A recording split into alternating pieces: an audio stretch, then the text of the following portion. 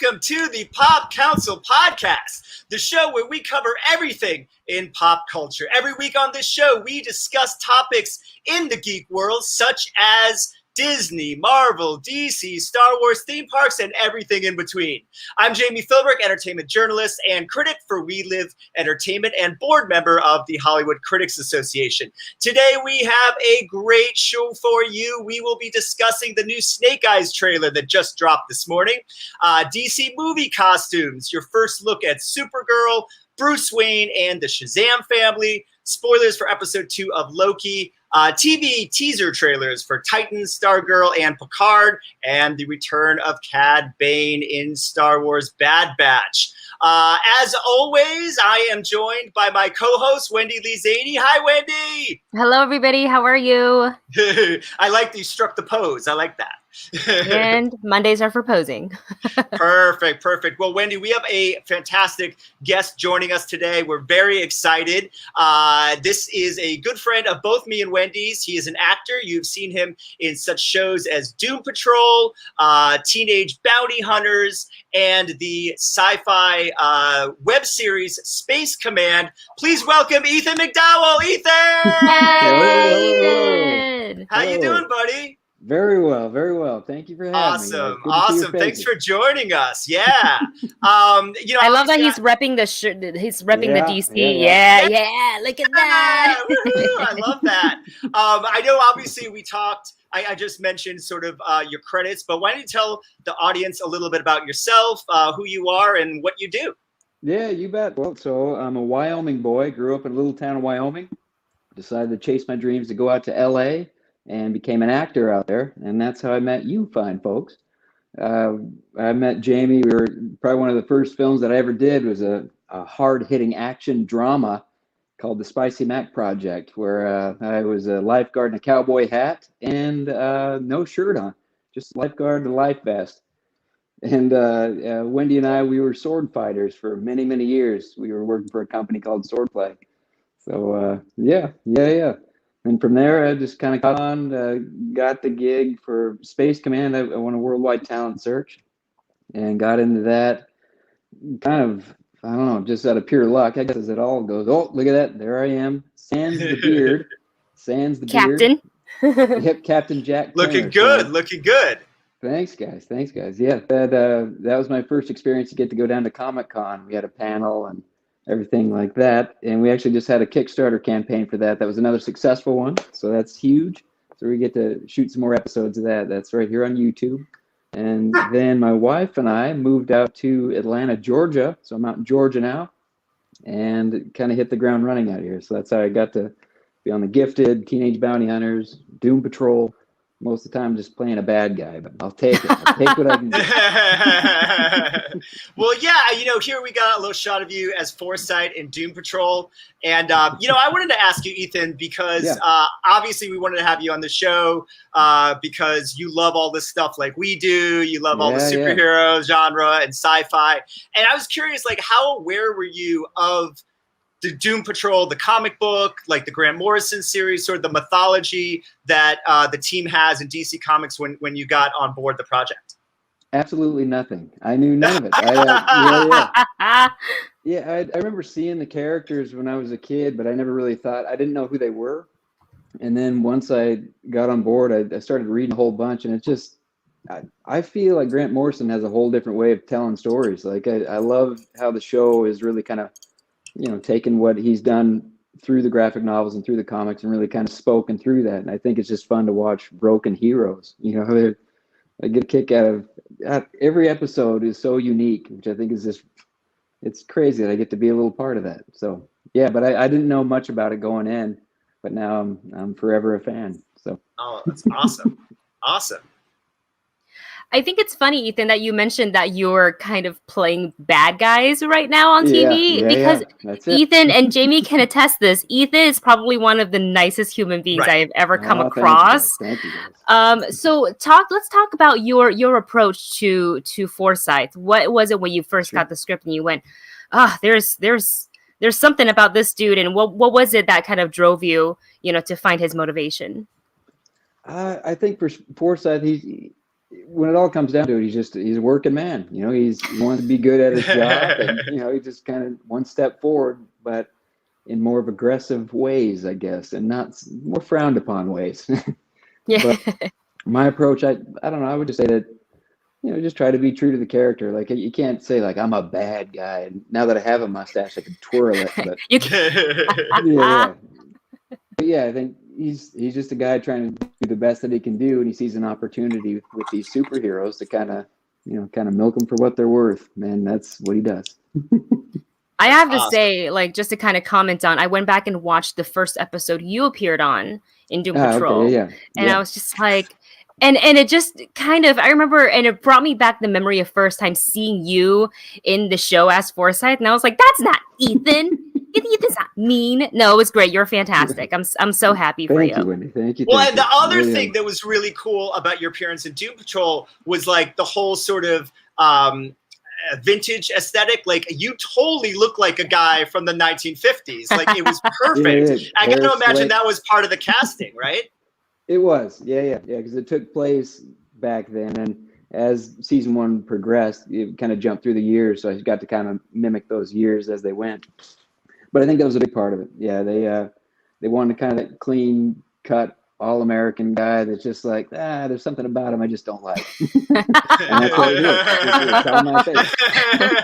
I'm gonna petition for Ethan one day to play another iteration of John Walker.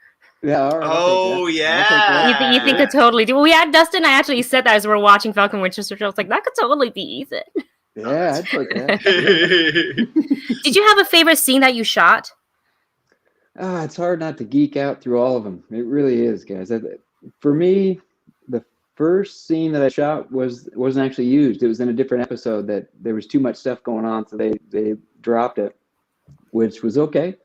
But the next scene was even better. Was the fingernails, where it had the needles in the hands. But they built that set. It was a hallway during those dream sequences through episode 6 when they're all trying to relive their memories when Mento was in there doing his dirty work. And they built that set in, I think, like 4 days or something like that, and it's unbelievable. Like, it's like a haunted mansion. It was beautiful. And the fact that I get to sit in there and it's this whole, the camera's pushing in and you got Negative Man, and it's nuts. And I just get to, just be a jerk. It's fun. Another day at work. Yeah. I think for me, my most favorite is doing the kind of the torture sequences with Mr. Bomer and Devin Long, who plays Flex Mentalo, just because it's just the sets, it's everything that I always dreamed of as a kid, that you see in the comics, that you see on TV, and I get to be in there. It's kind of hard to remove myself, you know what I mean, and be like, okay, all right, I'm on a DC show. This is, it's nuts. But it's great. It's great. Well, I wanted to ask you about that, Ethan, because like, as a comic book fan, what does it mean to be part of the DC universe as part of this show? And then also, when if you saw like Crisis on Infinite Earths, what they did on the CW, now all the shows are interlinked, right? They all exist in the same universe. So what's it like for you to be a part of that?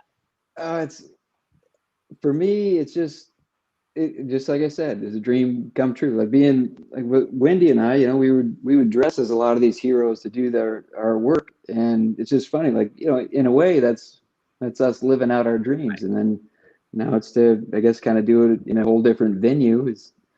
It's crazy for me, but I like the fact that in that they gave Doom Patrol our own planet. So we're in it. Yes. We're in that. We're somewhere in the mix. So. Oh yeah. Yeah, it's really hard to still wrap my head around it, just as a fan. I don't know. That's I geek out still. As do we when we watch you on the show. Exactly. Awesome. Well, Ethan, again, thank you so much for being here. We're going to jump into some topics, put you into some topics, see what you think, as well as Wendy and I about some of these subjects. So, we had some breaking news this morning. First thing we'll get into is the Storm Shadow trailer. We're excited. We wish. The Snake Eyes trailer, the full Snake Eyes trailer dropped this morning, which was great to see. We had seen a teaser trailer about a month ago with the MTV Movie Awards, and it was only a minute long, so it was hard to kind of get a real feel for what was going on, what this movie is going to be about. But here we had the full trailer we got to see, as well as Snake Eyes' Storm Shadow. We got a nice shot of Scarlet in the film. Samara Weaver is playing her, and then, of course, the Baroness. So, Ethan, you got a chance to watch the trailer this morning. Are you a big G.I. Joe fan, and what do you think about this film? Again, just action. I love it. I think all the fight scenes look ridiculous in all the best ways. You know what I mean? Like they're on the freeway and she's jumping up 2 semi trucks to hack something with a katana. It's nuts. I love it. I am a fan. I'm a huge fan of G.I. Joe, and I think it's I love that they're doing the origin stories. It's a good lead. I'm enjoying it. Wendy, what did you think of this trailer?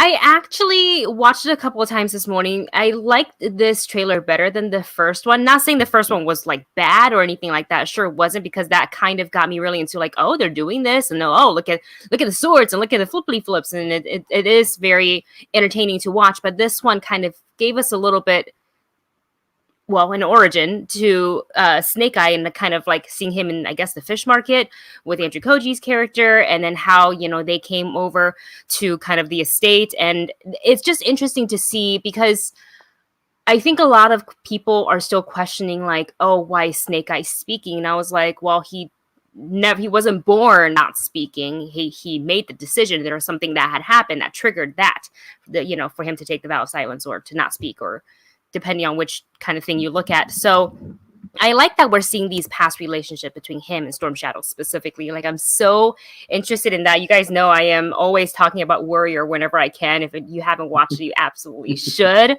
So to see a little bit more of Andrew Koji in this trailer really made me happy. Yeah, there he absolutely. is. Yeah, there he is right there. Look at that shot. and he looks pretty awesome as Storm Shadow. I mean, I like that. Yeah, that shot is pretty awesome. No, I agree with you, Wendy. I mean, I'm a huge G.I. Joe fan. I've said it on the show before. I'm really excited about this movie. I didn't feel like the teaser trailer gave us enough sort of information about what this movie is going to be, and how, Snake Eye's origin story is going to kind of tie into setting up this sort of G.I. Joe versus Cobra world. I think we got a better idea from this trailer of that. It looks like Baroness is trying to recruit Snake Eyes to be a part of Cobra.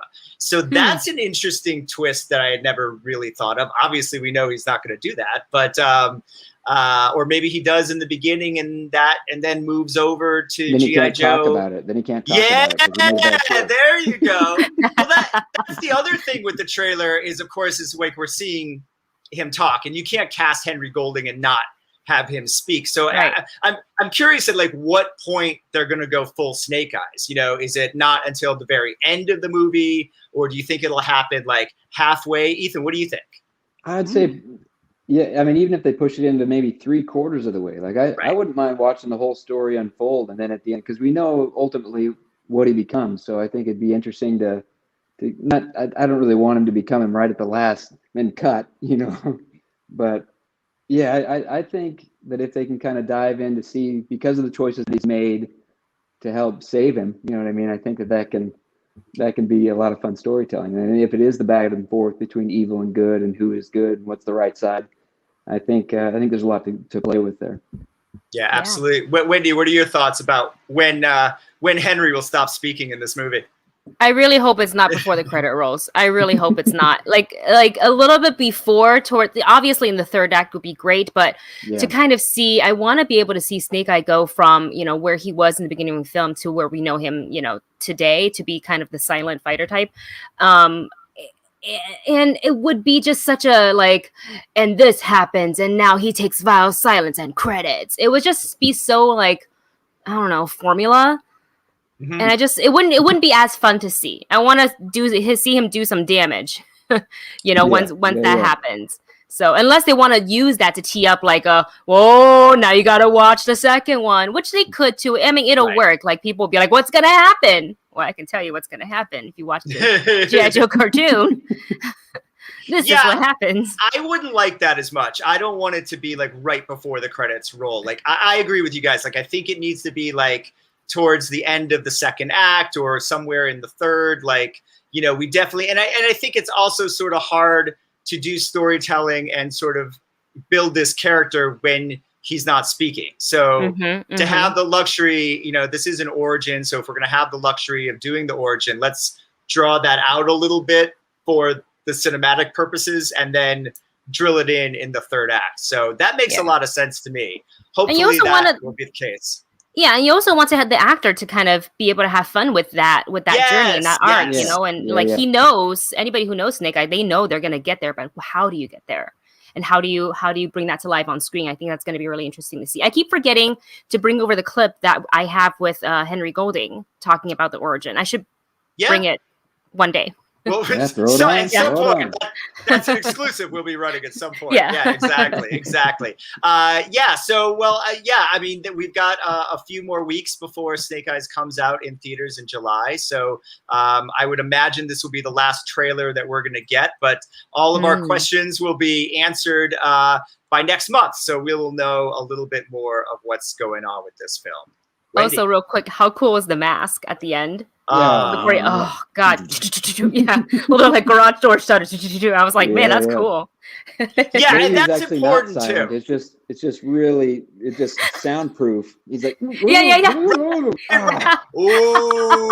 my God! But that would be such a change to mythology. Like, no, you can't do that. You can't do that. Yeah, you'll have so many. I mean, that's worse than like organic spider shooters and claws that come right out of your skin. Yeah. The fans would go crazy over that. No, he can't speak. That's really funny. So moving on, we actually had some great news, a lot of news coming out of the Flash film this weekend. Obviously, that's filming over in London right now. So the director released this little snippet, this little first look at the Flash's new costume. So we can get a good look at what Ezra Miller will be wearing in the new movie, as well as a little teaser of the symbol of the new Supergirl costume that Sasha Calle will be wearing in the film. And we also got our first look at Sasha wearing the costume. So we can see that right there in some behind the scenes photos. Looks pretty cool. Now, I got to say, I was looking at this picture over the weekend and it made me think of this, which is the Supergirl from Injustice comics. Not the Injustice video game, but the comic books based on the video game.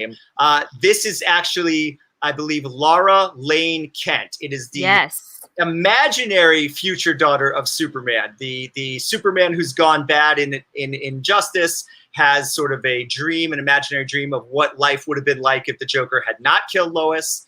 And we get to meet this Supergirl. And I got to say, there certainly is a resemblance, not just the hair, but the red above the emblem on the costume. So brings up a lot of thoughts. Let me open this up to you, Ethan, both on the new Flash costume, the Supergirl costume, and do you think it's more than a coincidence that it looks like an Injustice costume when we know that the multiverse is going to be at play in the Flash film? Right. I think there's a little bit to it. I think it's there for a reason. Yeah. I think the Flash suit looks. I like that it looks almost like it's translucent, like it kind of has like an organic feel to it. I think that's kind of neat because then it's almost a part of him. And then in some of those on-set photos where Ezra Miller's on the steps, you can see he has the ring on. So I like that they're bringing that aspect in. So it becomes the whole aspect of him. I like that.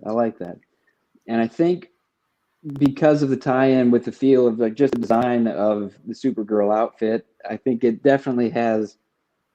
Yeah, I think they want to start a whole new phase. You know what I mean? Which is that's exciting. It's exciting. She's a powerhouse.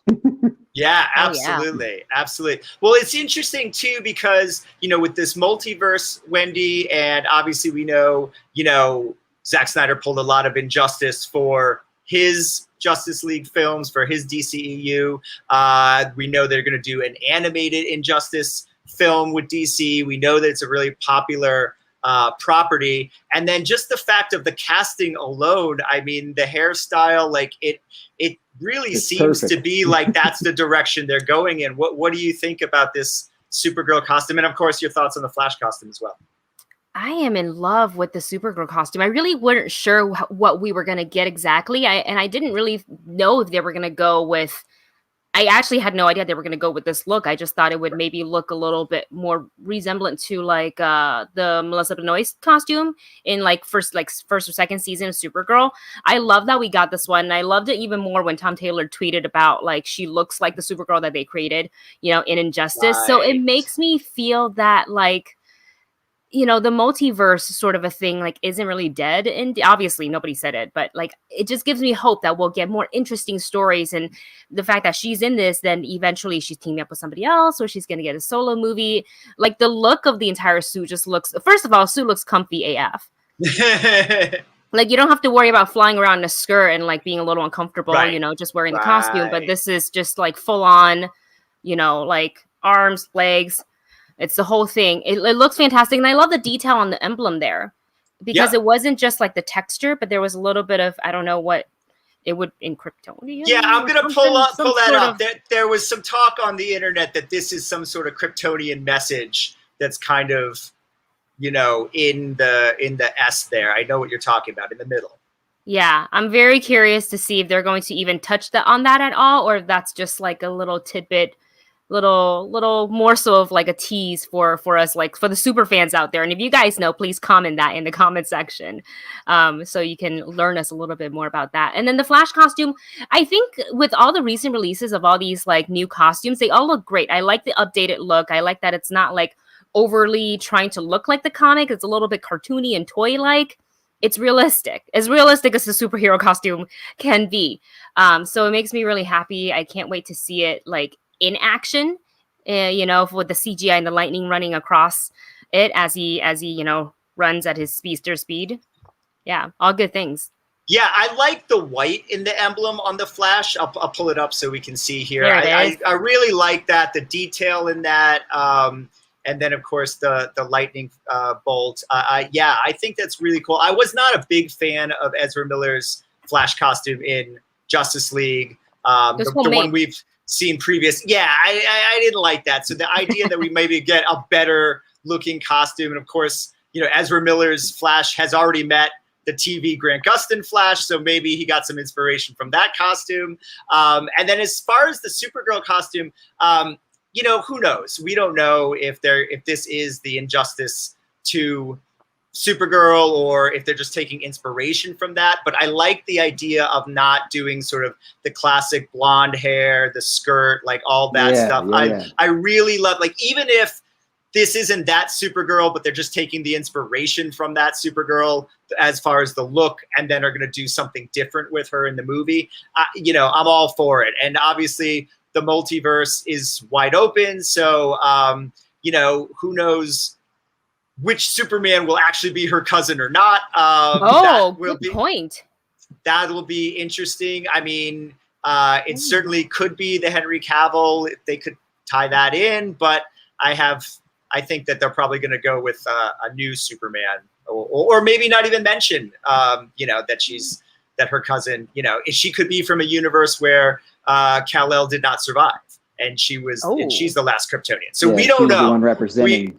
We have no idea. But it'll be great to see her, and it does give you an idea that they are. Obviously, we knew with the casting of Michael Keaton that the film is going to be sort of multiverse hopping, which is very exciting. And of course, speaking of Michael Keaton, this was huge news over the weekend. It's not the greatest shot in the world, but it is actually a pretty good behind the scenes over the shoulder shot there. We can see Michael with the gray hair and a very Bruce Wayne-like suit on. So, you know, there's not much to this photo other than we know, you know, we see Michael Keaton as the Tim Burton Bruce Wayne. But just from sort of like the geek aspect of actually getting to see this, like we heard this was happening. I know I couldn't believe it when it was first talked about last summer. Like, I was like, I'll believe it when I see it. Well, I see it now and I really believe it. So let's talk about how this makes us feel. Ethan, I mean, how excited are you to see the OG Batman? Yeah, I was on the same boat, Jamie. It was just the idea of like, I don't know, are they really going to do it? Yeah, I don't want to get too excited, even though I'm very excited. And yeah, seeing that photo I think it is enough. You know what I mean? Like seeing that, I'm like, yes. Yes. Yeah, no, I'm just curious if they're gonna kind of use him similar to like the Thomas Wayne approach, you know, from Flashpoint. Yeah, which would be cool. That'd be interesting. No matter what, the fact that if he's gonna don the suit again, you know what I mean? That's enough just for the fans alone. I think it's like, yep. But yeah, I'm curious to see what he's gonna do. Like why is he at the courthouse there? Like what is he doing? Is it all just a financial thing, or does he see the potential in this kid, or does he not know yet? He's got to know. Who knows? But I think it's exciting though for the fans to have Mr. Keaton back in the tights. Absolutely. Yeah. Well, I mean, I think it's safe to say he's going to take on some sort of mentoring role. I think it'll be interesting, you know, we don't know how the story goes, but if Flash is, you know, popping in between different multiverses, is he taking Ben Affleck Batman with him? Or it does, you know, so is there going to be a Batman, like, will they get to meet? Like, will Affleck and Keaton meet? We don't know. How, you know, or is it just popping from time to time? And how Michael Keaton's Batman will be the mentor. And then the other thing, like, that you just made me think about, Ethan, is like, we never established any other heroes in the Burton universe other than Batman. Right. So would he even know what a Flash is? You know what I mean? There are other multiverse Batmans that would know what a Flash is. So, Wendy, I want to get you in on this. Like, how, you know, tell me about the feels when you saw this photo. Tell me about the feels. Just like you, when I first heard of the news, I'm like, yeah, okay. He's going to reprise the role that he, you know, he's going to don the cowl again. Okay. And then, you know, as more news and other outlets started to confirm, I was like, wow, are we getting this? Right. So seeing this picture definitely made it more real. And I am so intrigued to see where, like, mentally, emotionally, where this Batman is now, because it's the same one that we saw, you know, back in in 1989 or something like that. Right. So how much has he gone through? And also, what is Barry Allen's, like, when he finally runs into that timeline, what's the reaction going to be? Because he's already, let's not forget, he's already met a Bruce Wayne, but he met, you know, Affleck. So is he going to be like, oh, you're old? Or is he going to be like some sort of, you know, quippy comment? Because that's kind of, you know, the personality of this Barry Allen in this universe, which I totally love. So I'm very curious. I do wonder if Affleck and Keaton will meet. I feel like they won't. I feel like for some reason they're going to keep the Batmans separate. And only Barry Allen will kind of have, you know, the privilege of meeting multiple ones. But this is really interesting. I can't wait to see the story they tell. And with all the teases and stuff, like, you know, there's going to be a little Bruto. We saw the blood drips, you know, on the Bat logo there. So yeah. I think, yeah, we're gonna get our fight on in this one. Absolutely. Yeah, I think, I mean, who knows? I think you're right. They probably will keep the Batman separate, and maybe it's just Flash's sort of multiverse hopping. But we have heard that, you know, the plan is for the DCU is to keep Michael Keaton's Batman in it. So, and assuming maybe into a Batman Beyond type of position.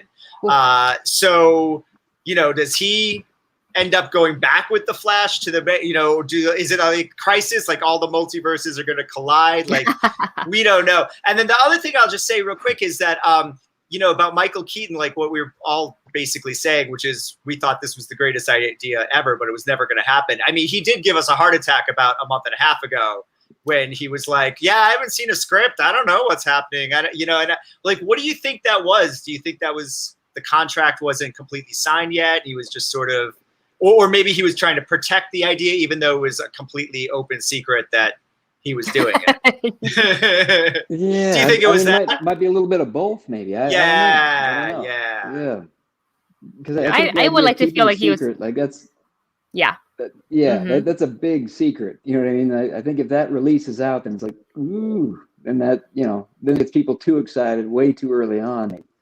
Right, because if the actor confirms it, then it's official. Even if it's already out there before, you know, I'm totally with you on that. Like, even though we all knew already and it was already out there, he probably felt like he needed to kind of protect that a little bit. Is that what you think, Wendy? Yeah, exactly. Because and he's also, he's been doing this a long time, so he's no stranger to trying to keep secrets and keep things under wraps. So it's a surprise for fans.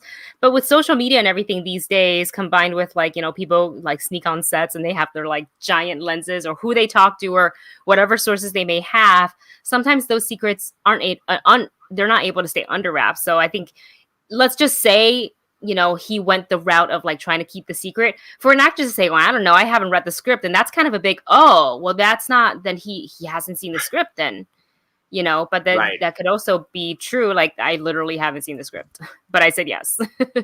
Yeah, absolutely. I remember I actually interviewed him for The Founder while he was shooting Spider-Man Homecoming. Oh, nice. And he was shooting it. We knew, it was official. He was playing the Vulture, but he was even a little tight-lipped about it then too. So that might just be, his way of sort of hedging the bets.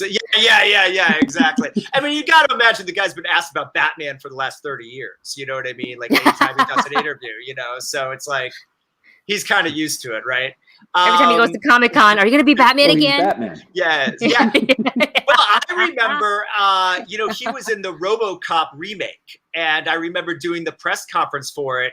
And Gary Oldman is also in that film, who, of course, was Commissioner Gordon in the Dark Knights. And so someone tried to make kind of a, they were trying to get them to, yeah. And I think Gary said something about it, and then all Michael Keaton said is, well, I'm Batman. He loves doing that. And I've seen him on Colbert and Letterman and other talk shows where he'll be the first to say, I'm Batman, So yeah, so he has a good sense of humor with it, I think. So actually we have a little bit more news today as far as DC costumes that was dropped this morning. We got our first look at the Shazam family in Shazam Fury of the Gods. So, we knew that the costume, we'd seen a week or two ago that the costume for Zach Levy for Shazam and this was going to be a little bit different. So we get to see it there with the gold, the actual gold Shazam symbol as opposed to sort of a glow Shazam symbol as they did in the last one. And you get to see the whole family there, Adam Brody. And so I'll just sort of say, I think that the costumes look similar to what we saw last time, but maybe a little bit more souped up for this time around. Ethan, let's start with you. What did you think about getting a chance to see these Shazam costumes? I like the upgrade. I feel like it's almost like a Man of Steel meets Iron Man. Murphy agrees. He says hello. Murphy agrees. No, I think that was Ethan. That was Ethan's. Oh.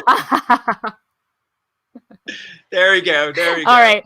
I'll pick it up. It's okay. Again, I wasn't expecting any sort of costuming reveal or anything like that, but this looks good. It certainly looks very colorful, but I think it kind of works with Shazam because, it's Billy Batson saying Shazam and he's a kid in an adult body being a superhero. So I feel like the vibrancy makes sense, but it also I like the, kind of almost similar to, I would say the Supergirl kind of, they have this texture over them. I think it looks great. I think it was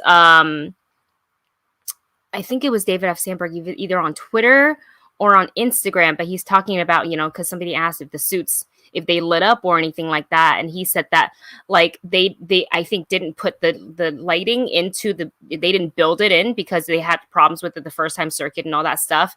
But there are certain practical effects that will make that lightning bolt light up that they're going to do on set. I think it's a lighting technique or something like that.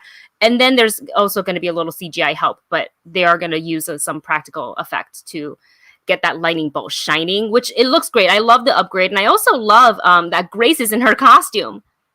Yes. That was one of the first thing I noticed. I was like, wait, and I zoomed in on the photo. I was like, is that her? Which kind of, I was actually surprised they didn't put her in her own costume in the first film because I felt that she was old enough. She was close enough to that age where she could have been. No shade to Michelle Borth because I think she was amazing. So it kind of threw me for a second. I was like, where's Michelle? Oh, wait, she's old enough now. That's right. Oh, I see what you're saying. So now the younger actress. So it's the actual actress. Yes. Because all the other kids are still Kitty. Right. But she grew up enough to be able to play it now. That's interesting. Yeah. Oh, well, that's cool. Yeah. I mean, that was my favorite part of the first Shazam movie, was getting to see the family together and getting to see them, all become heroes. So to get to see this shot and to know that they're all coming back and that we're going to get more of that, I hope that they just sort of like lean heavy into that. And, because I'd like to see more of the Shazam. I really would like to see a Shazam family movie as much as a Shazam, focusing on Billy. But Ethan, what did you think about the shot? Yeah, it's that epic feel, and I agree, because I think it'll be fun to kind of explore each and every one of their approaches towards having these powers. And then I'm not sure. Do you guys know how long? I guess we don't know. But is there a time jump from the first to this? I mean, obviously there is, because there's new suits and things. But I'd be curious, have they honed their powers in this newfound, glory of being these superheroes? I like that, and I agree. I hope that they kind of explore that a little bit. And then, why not throw in a little mix where maybe the team doesn't quite work out, something's wrong. Some people don't want to do it. Some people it's getting too big for their britches. I don't know. That whole approach. I just like that, to dive in. Yeah. Like how can they work together, being all superheroes coming from different backgrounds? Yeah, that's interesting. I don't know if there's, Wendy, do we know if there's a time jump or if it's just sort of, maybe a year after? I'm sure that'll be. I feel like there's probably nothing's been confirmed, but I feel like there's a little bit of time jump. So I think by this point, then the other kids in the family would have gotten a little bit more skilled at using their power, because it was so new for them in the first movie that they spent like some of the first part in the carnival like, what do I do, and then realizing what they can do, which was so great to watch. But I think this one, wouldn't it be cool if they started in the sky or wherever it is that they're starting, fighting, and then kind of having a little family meeting, and, how dealing with being, the kid or a teenager coming of age, and then also the responsibility of, fighting in a team and working together as superheroes. I think that would be a really interesting dynamic to approach or to explore. Absolutely. Yeah, I like what Ethan said. I like the idea of seeing, them working together, learning their powers, and then maybe having some sort of family strife, and and I don't want to work with you, and and I'll go on my own, and then come together. Yeah, that would be super fun. So no Shazam for a week. Yeah, you can't say Shazam for a week. Yeah, we're just gonna put duct tape over your mouth. And you can't say it. It's a superhero's weakness is duct tape. Is Shazam. So we wanted to talk about. Obviously, we are obsessed with Loki. We talked about the first episode last week, and the huge reveal, the big, walk away from episode 2 was, of course, the reveal of Lady Loki. That Lady Loki is in fact, thank you. Lady Loki is in fact the Loki variant that Mobius and Loki have been looking for. Now, we don't really know if this is Lady Loki from the comics or just a different variant. She's actually credited in the credits as variant, but those of us all know, fans know that is Lady Loki. And let's just open it up. Ethan, what did you think of this big reveal and sort of episode 2 and where the series is going? Yeah, I'm excited. I think that I think where the series is going, I just think there's so many things that can happen right now, especially now. They even open that literal door of, okay, things are going to get a little hectic. But I think the reveal, it actually got me. I didn't really see that coming at all. In my head, I thought it would just be another iteration of Tom Hiddleston's Loki. You know what I mean? And then that reveal is like, oh, okay, here we go. But I like as the show goes, I just think that I like the dynamic, how Loki is forever that questioning, he's always had a question mark about him. And I just like that he's leaning on that, like, okay, well, come on. Is this really nothing matters? And I like that whole scene at Pompeii, just who said, doesn't matter. Right. That's just kind of quintessential Loki, just being like, okay, we can work with this, which I think is very cool. Yeah, I'm really enjoying it, guys. I'm really enjoying it. Yeah. Yeah, it was a fun episode. I liked sort of, him at the library and kind of, he wanted to know everything about the timekeepers and the history of time. And the librarian's like, no, you can't have that. This is what you get. And then he did discover this whole sort of, the Lady Loki is hiding in apocalypses because those time branches are then destroyed. So anything that they do there, I thought that was really clever and great stuff. Between Mobius and Loki, we get to see is here and a little bit of what the Timekeeper's world looks like. Wendy, what were your thoughts on the Lady Loki reveal? Did you see it coming, and where the show is going after this episode? I unfortunately saw it coming, not due to my own, detective work, but because of the internet sleuths. And you guys know I make these reaction videos. So a lot of people were commenting that there was one silhouette. Specifically, I was looking at Loki sitting with, an actress, but both of their backs were to the camera. And I went because of the short hair, and I was like, Natasha, like, could they possibly, because different timelines and stuff like that, like she could show up, we don't know. And they're like, oh, it's not her in the comments, like, it's Lady Loki. And I was like, oh, well. So I kind of had a feeling that it would be her, but I was not sure when we would get to see her. But, we've only got 6 episodes of this show, so I guess you might as well put her in now. However, I do want to say, we're all screaming Lady Loki, but again, due to the hard work of the internet sleuths, if you look at the credits, she was credited, as you said in the U.S. credits, the variant.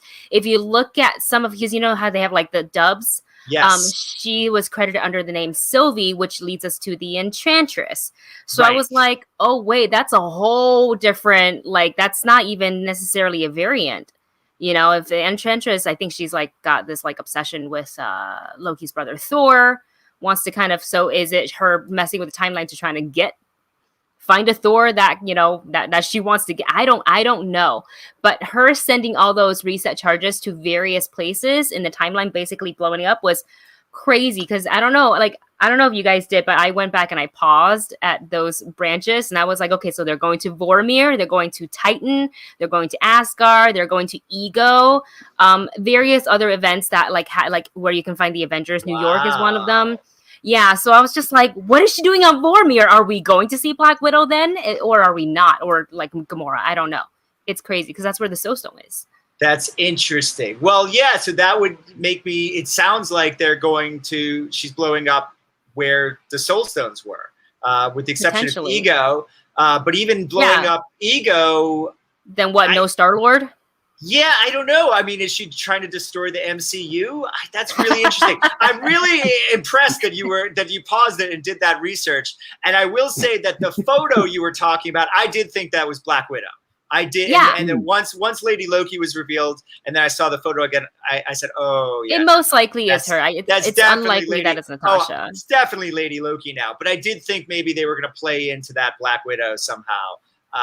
But yeah, it's interesting. I mean, we'll see where it goes. I had also heard that about Sylvie as well, that was in one of the foreign dubs. I don't know. I mean, I feel like it is a Loki variant, right? Yeah. So like Lady Loki would fit, but Sylvia, like you said, is a different human being. So I'm not quite sure how that would work. And to get like super nerdy, she was like, don't call me Loki. Don't call me that. You can call me Randy. I was like, why doesn't she want to be called Loki? That's true. Is it because she's actually not Loki? I don't know. I feel like, look, this is going to be Mephisto all over again. Right. Well, I feel like the Sylvie thing is something Marvel may have put in a purpose to throw people off. I wonder if the fly on the curtain in Agatha's house. Yes. I wonder if they're that in tune to say, let's throw a different name in the French dub or the German dub and see what the fans do from that. I don't know. I don't know if they're that. Yeah. Well, and they were saying that it was actually in the paperwork that Loki was looking over, right? In the library. Yeah. Okay. Yeah. It says Sylvie as well. Yeah. So it says Sylvie in that. Yeah. Well, maybe because it wouldn't have been put in the show itself if that wasn't something that they were trying to either throw us onto or throw us off of. So, yeah, that's interesting. That's interesting. Well, we're just going to have to wait and see. We won't have to wait long because tomorrow night, those of us who stay up till midnight on Tuesdays, I'm assuming all three of us do that. And everyone who's watching right now does that as well. So we got a bunch of TV teaser trailers that came out this week, which is pretty cool. The first are actually both DC, and we'll start with Titans. This will be season 3, the show, of course, that Doom Patrol launched off of before it became its own planet in the Crisis universe. So we get to see Superboy and Nightwing, Stargirl, and Beast Boy, and of course Crypto in the middle. We got from the trailer that they're really going into the Death of the Family storyline this season with Jason Todd then becoming Red Hood. We didn't see Joker in the trailer, but we did hear the iconic laugh. And then we got our first look, thanks to Entertainment Weekly, at Barbara Gordon. And clearly she is in the Oracle phase here. I believe that we've heard that there'll be flashbacks to her life as Batgirl, but that we will be seeing her at the Oracle phase of her life. So some pretty cool stuff. I actually really like Titans. I thought season 1 was a little shaky, but season 2 was like right in there for me. I loved season 2.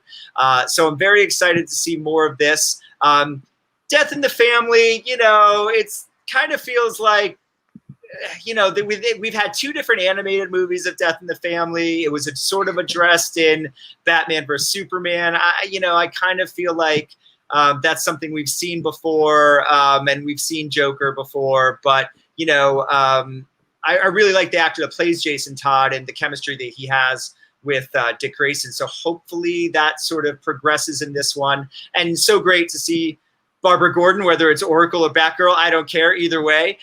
So Wendy, let's open up with you. How do you feel about kind of going through Death of the Family again for Titan season 3 and introducing Barbara Gordon? I'll start with what I liked first, is the introduction of Barbara Gordon. Like, I can't get enough of Barbara Gordon. Like, I still feel like she doesn't have enough screen time in movies or TV. Like, yeah, her in the comics, but not everybody's able to pick up a comic book, or like have the time to read it. So, but they absorb it through TV shows. So I'm just like waiting. So anytime we get any sort of like Barbara Gordon stuff, I'm like, yes, count me in. I don't even care let's just say if I hadn't watched any of the other, previous like Titans episodes or seasons, like I don't care. I am in right now. Death in the Family. I understand it needs to be shown in the, for like, especially for the storyline to make sense, or for the general audience that may not have tuned in. Like if they just decided to one day, oh, what's the show, Titans, I'll just sit here and watch, and then they can be caught up easily. But for, I think, the fans that's been following these storylines for a really long time, it's kind of the, oh, here we go again. Right. Let's just get this Kleenex ready. And, and it for me, it's starting to kind of lessen the emotional effect of the loss of family, which is huge, and it's really important, but it just happens again and again. I was like, okay, we get it. Right. Yeah, I agree with you. I mean, hopefully they can do something different with it this time around, and incorporate it into their Titans mythology. But yes. Ethan, what are your thoughts on Death of the Family again and Barbara Gordon? Yeah, well, I'm still a fan of it. I always like the Death in the Family aspect, and I think, like, I agree with you, Jamie. Like from season 1 with Titans, it took me a while to get on board. I wanted to really like it, and then I started kind of warming up to it. And then I think probably just because I was binge watching it, I'm like, all right, I'm all about it. I like how they progressed and showing their dynamic of, again, they're kind of a broken bunch as well, which I always like. And I think seeing this,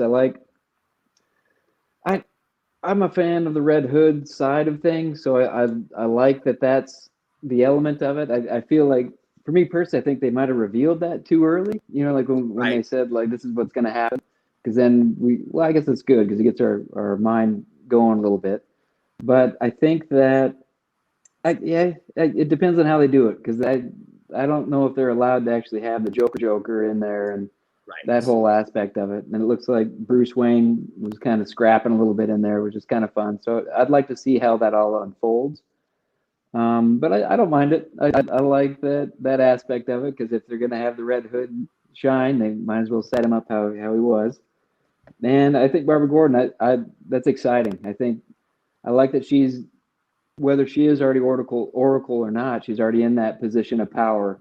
You can just tell by The Office, and she's set up, and she, who knows what side she's kind of on at the moment. I mean, there's different stories that say, that she's always been good. She's always trying to fight for good, but also not. So I think that's, I hope that they kind of plays with that a little bit. Yeah, I know what you mean about the Joker thing. I hope they don't do like the Jerome Joker kind of thing that they did with Gotham, where, they sort of teased him and unteased him. And, I like, if you're going to do Joker, just do the Joker. Just do what we want. Yeah. So moving on to another DC TV show real quick. We got our teaser trailer for season 2 of Stargirl, and the big reveal is that Jade, the daughter of Alan Scott, the original Green Lantern, will appear. Now, keep in mind, this is not the Green Lantern Corps. This is the 1940s Green Lantern, pre the Green Lantern Corps. And actually, in the comics, Jade has green skin, and I believe the power, she doesn't have a ring. The power of the lantern lives through her. So she's an interesting character. And we also want to mention that we got a very sneak peek, very short look at Jim Gaffigan as Johnny Thunder, which is a great classic Justice Society character. If you guys don't know about Johnny Thunder, Google that and check that out. But sort of lightning round, because we're running out of time. Let's kind of go around. Ethan, what do you think about the introduction of Jade and Johnny Thunder this season in Stargirl? I like Jade appearing, just blowing her away. I think that's crazy. Like, oh man, she's not messing around. I think she's kind of going by her own tune, which I like that as well. So I like that addition, that she's picking up the lantern to have that power source. And I think for Johnny Thunder, I think it's perfect. Just his energy blasting out of there and making a quick joke or screaming or whatever he's doing. I think it's perfect. It's perfect. Yeah, Gaffigan's really good casting for that too. Obviously, the character is going to be CGI, but I think the Gaffigan's voice and spirit will sort of infuse that with some really, with some great humor. Wendy, what are your thoughts on the Stargirl reveals? I love the new edition. I love the reveal. I love me a good Jim Gaffigan in anything. Put him in anything. I love watching the man perform. For Jade, I found that what you just told us about the different version in the comic versus what she looks like in the reveal, that's going to be interesting, because I want to see how they approach that in the show. So I'll definitely be tuning in to see how they tell the story of Jade and kind of any sort of like conflict we saw it already. They're fighting in the house. Right. Yeah. Because I think Courtney had the lantern that she had taken from the Justice. So I would imagine, something will happen. There's a bit of a scuffle to get it back. Yes. Moving on outside of DC for a second, and I'm excited about this because we talk a lot about Star Wars and Marvel and DC on the show. This is the first time in 21 episodes we can talk about Star Trek. Picard season 2 is coming.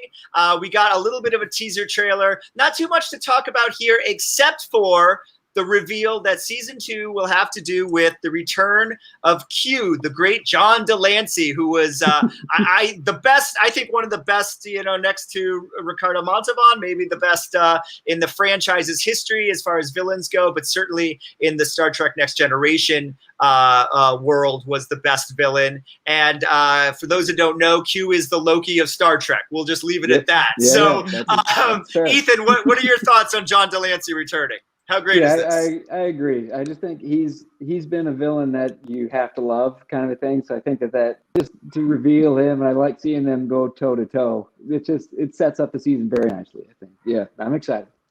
Yeah, absolutely. I think for those of us that were fans of Next Generation and watched season 1 of Picard, like, this is something we kind of were hoping would eventually happen. We know that Whoopi Goldberg will also be returning this next.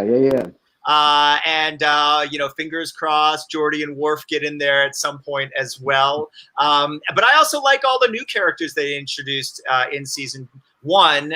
So it'll be interesting. And of course, 6 of 9 is there as well from Voyager. So Wendy, let me get your thoughts on John Delancey returning as Q and Picard having basically his Joker for season 2 to go against. I will say I love that they didn't just brought this back in season 1, that they gave us the entire season to let the show be the show.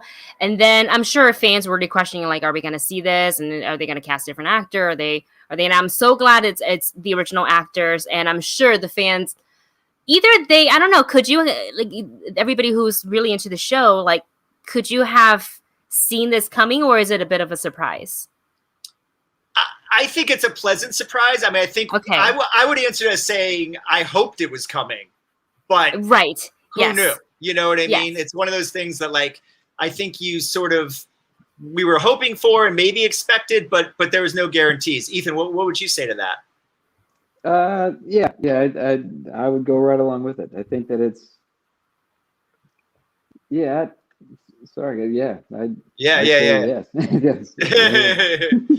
Yeah, so I think it's just like the arch nemesis kind of a deal, like that. It's like it should happen, but are they going to do it right? And that's why I like that they let the show be the show, you know, without bringing him in yet for season 1. But did they tease him at all at the end of season 1? No, there's nothing really teased in season 1. Nothing really teased. We got some data at the end, but no, nothing teased as far as Q. And it'll be interesting. Yeah. It'll also be interesting with Q because he is this godlike character. And, you know, obviously John Delancey appeared as John Delancey appears now in life. Right. So how they'll sort of explain him aging. But, you know, he always liked to kind of keep up with Picard. So I could see them explaining it as, well, John Luke, I decided I'd age to look like you so you wouldn't feel awkward. You know what I mean? Yeah, he does. To balance it, maybe. Yeah, yeah. It'll be interesting to see how they do that. Okay, one last subject we're going to get to real quick before we end the show, and that is this week on Bad Batch, Star Wars Bad Batch, we saw the return of Cad Bane, notorious bounty hunter. We first got to see him in, I like that little Western whistle. We got to see him first in Clone Wars, and Wendy, you could speak to this, but I would say arguably, with the exception of Ashoka, the most popular character created specifically for Clone Wars to come out of Clone Wars, as far as fan favorite characters. So, Wendy, why don't I just start with you? What were your thoughts when you saw this, and how did it make you feel? I screamed, and of course, you guys know we watch the show at midnight here on the West Coast, so I'm sure my neighbor, I think they're used to it by now from like the first season of Mandalorian. They're like, oh my God, why are they always screaming at something at like around midnight, 1 o'clock? So sorry to my neighbors. But we screamed because when we saw the clone trooper lying on the floor and Hunter saying this is someone else's handiwork, I'm like, Fennec? Because it's possible, you know, she's been after Omega for a while. But as we panned up and we saw the legs, and I was like, could it be? And then the hat, and they might as well have like created a space tumbleweed to go across. It was so space Western with the draw. It was the perfect way to do a Cad Bane cameo. It was fantastic because I've always wondered, I was like, is he alive? Is he still okay? Like, what's going on? You know? And now we know that we're going to get him for like another episode as well, at least one more. Oh, awesome. Yeah. I mean, it's interesting because, you know, you think of like, they're going to get a bounty hunter. Well, I mean, Boba Fett's like 12 years old, so it's not going to be him, right? At this time, and Jango's dead. So yeah, it makes perfect sense. Ethan, how did you feel when you saw the return of Cad Bane? Yeah, I think it's what everybody kind of wanted, but didn't know that they wanted it, kind of a thing. You know what I mean? Just I think the reveal was perfect. The kind of the shift of like everybody's kind of like, ooh, no, wait a minute, and that little bit of a music, you know, a little bit of that Western tingle, and all of a sudden there he is. I think it's a great step forward, and then we'll see what he can kind of rile up. But yeah, it's a huge reveal. I thought the shot was really well designed, sort of what you were just talking about, Wendy, but like it did sort of have that like Clint Eastwood, you know, high noon sort of showdown kind of feel. Yeah, the little toothpick, and oh God, it was great. It was great. Wow, we got through all our topics. Woo-hoo! We did it. Good job. Thank you guys so much for watching this week. We want to remind you that we are just one of the shows the Hollywood Critics Association has been launching this year. So make sure you hit that subscribe button, like this video, and tune in to Pop Council every Monday at 11 a.m. Pacific time. Some of the other shows we have on the HCA network include The Long Box with Tessa Smith and Janita Davis. That's at Tuesdays at 11 a.m., Horrifically Horrifying on Wednesdays at 11 a.m. with Heather Wixon and Kevin Taft, What to Stream on Thursdays at 11 a.m. hosted by Morgan Rojas, and What's Trending in Hollywood on Fridays at 11 a.m. hosted by Scott Menzel. Also, all this week in celebration of Cinema Week, the Hollywood Critics Association will be hosting a daily t-shirt and hat giveaway. So to enter, all you have to do is answer today's question on Twitter and or our Instagram and tag HCA and Cinema Week in your post. At the end of each day, we will be randomly choosing a winner. Be sure to visit cinemaweek.com to learn more about this new celebration of cinema, including your chance to win exclusive signed movie merchandise. And today's question is, what pop culture film franchise is your favorite? All right, Wendy, thank you so much as always for hosting with me. And let's thank our guest, Ethan. Woohoo! Yay, Ethan! Ethan, tell everyone. Thank you so much for being on the show, Ethan. It was great getting to see you and talk to you again. Yeah. Tell everyone where to check you out on Instagram and Twitter, and if you have any upcoming projects you'd like to plug. You bet. Well, you can find me on IMDb if you want to see what I'm up to. And then for Instagram and Twitter, I'm Ethan McDowell 12, like it says on the screen here. And I just have a couple of indie films coming up, one called Home Safe, one called No More Goodbyes. So if you want to shed a couple of tears, go ahead and watch that one coming up. But other than that, we're just hitting the ground running. So thank you very much. Awesome. Yeah, awesome. Wendy, where can everyone check you out? You can find me at This Business down here. Wendy Lee Szany is just my name on Twitter and Instagram, and The Movie Couple on YouTube. Awesome. And of course, you can find me at Philbrick, Instagram, Twitter, Jami Philbrick on Facebook. Thank you for joining us. We'll see you next week on the Pop Council Podcast. Bye. See you guys.